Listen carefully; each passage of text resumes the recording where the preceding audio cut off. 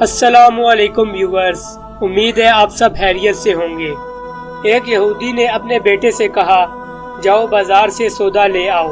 وہ چلا گیا، لیکن جب وہ رستے سے گزر رہا تھا تو اس کی نظر حضرت محمد صلی اللہ علیہ وآلہ وسلم پر پڑی اور آپ کی نظر بھی اس لڑکے پر پڑی۔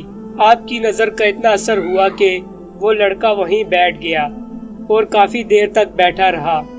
وہ یہودی کبھی اندر جاتا کبھی باہر آتا کہ لڑکا کہاں رہ گیا، آیا نہیں ابھی تک۔ سورج غروب ہو گیا اور مغرب ہونے لگی ہے۔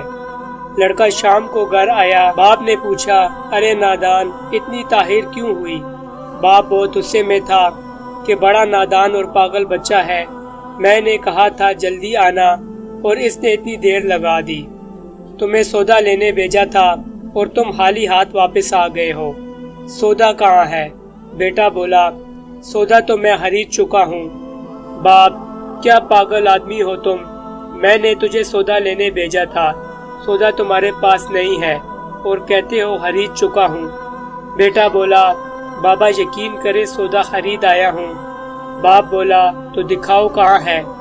بیٹے نے کہا کاش تیرے پاس وہ آنکھ ہوتی تو تجھے دکھاتا میرا سودا کہاں ہے۔ بابا میں تمہیں کیا بتاؤں، میں کیا سودا خرید لایا ہوں؟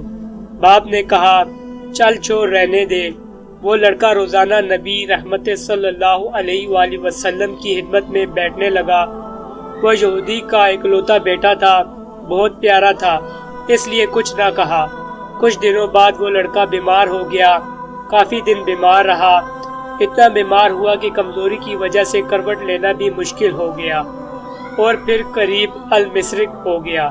یہودی بہت پریشان تھا، وہ بھاگا ہوا آیا اور حضور صلی اللہ علیہ وآلہ وسلم کی خدمت میں حاضر ہوا اور بولا میں آپ کے پاس آیا ہوں، آپ تو جانتے ہی ہیں کہ میں یہودی ہوں، مجھے آپ صلی اللہ علیہ وسلم سے کوئی اتفاق نہیں ہے، مگر میرا بیٹا آپ صلی اللہ علیہ وسلم کو دل دے بیٹھا ہے اور اس وقت قریب المشرق ہے، آپ کو رات دن یاد کر رہا ہے۔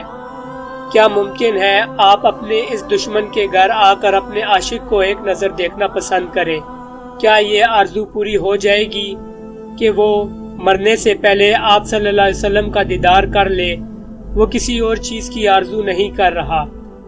آپ نے اپنے اصحاب سے فرمایا کہ تم لوگ بھی ساتھ چلو اور جا کر اپنے عاشق کا دیدار کرتے ہیں اور اسے بھی اپنا دیدار کراتے ہیں۔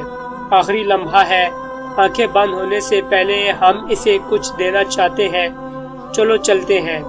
یہودی کے گھر پہنچے تو لڑکے کی آنکھیں بند تھی۔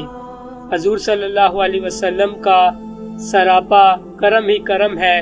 لڑکی کی پیشانی پر اپنا دست مبارک رکھا، لڑکے کی آنکھیں کھل گئیں جیسے زندگی لوٹ آئی ہو، جسم میں طاقت آ گئی، ناتوانی میں جوانی آئی، آنکھیں کھلی، رخ مصطفیٰ صلی اللہ علیہ وسلم پر پڑی، ہلکی سی چہرے پر مسکراہٹ آئی، لب کھل گئے، مسکراہٹ پھیل گئی۔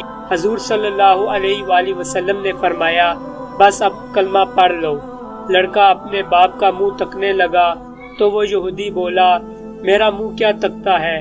ابو القاسم محمد ابن عبداللہ صلی اللہ علیہ وسلم جو کہتے ہیں کر لو۔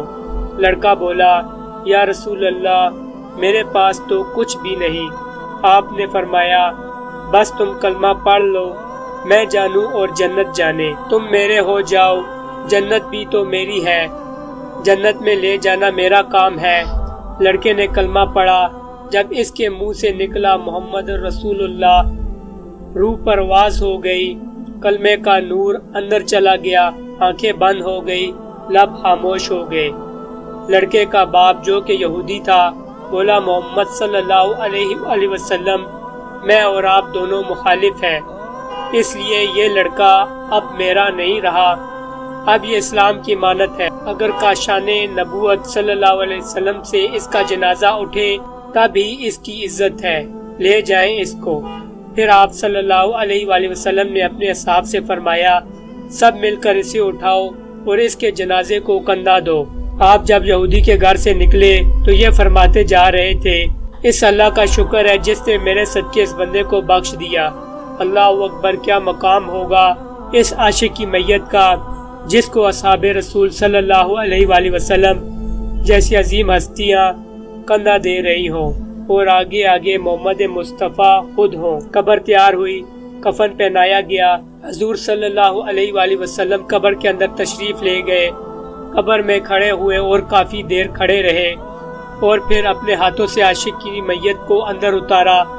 آپ قبر کے اندر پنجوں کے بل چل رہے تھے، مکمل پاؤں مبارک نہیں رکھ رہے تھے۔ کافی دیر کے بعد آپ صلی اللہ علیہ وآلہ وسلم قبر سے باہر آئے تو چہرے پر تھوڑی زردی چھائی تھی، تھکن محسوس ہوئی۔ صحابہ پوچھتی ہیں، یا رسول اللہ یہ کیا ماجرا ہے؟ پہلے تو بتائیے آپ نے قبر میں پاؤں مبارک مکمل کیوں نہیں رکھا؟ آپ پنجوں کے بل کیوں چلتے رہے؟ تو کریم آقا نے فرمایا، قبر کے اندر بے پناہ فرشتے آئے ہوئے تھے، اس لیے مجھے جہاں جگہ ملتی تھی میں پنجہ ہی رکھتا تھا، پاؤں رکھنے کی جگہ نہیں تھی۔ میں نہیں چاہتا تھا کسی فرشتے کے پاؤں پر میرا پاؤں آ جائے۔ پھر صحابہ نے پوچھا، آپ قبر کے اندر کیوں گئے؟ ہم چلے جاتے۔ تو آپ نے فرمایا کہ میں نے اس لڑکے سے کہا تھا تیری قبر کو جنت بناؤں گا، تو اب اسی قبر کو جنت بنانے قبر کے اندر چلا گیا تھا۔ تو پھر حضور صلی اللہ علیہ وآلہ وسلم اتنے تھکے ہوئے کیوں ہیں؟ فرمایا، تھکا اس لیے ہوں کہ فرشتے اور حوریں اس عاشق کے دیدار کے لیے آ رہے تھے اور میرے وجود سے لگ لگ کر گزر رہے تھے، ان کی وجہ سے تھک گیا ہوں۔ سبحان اللہ۔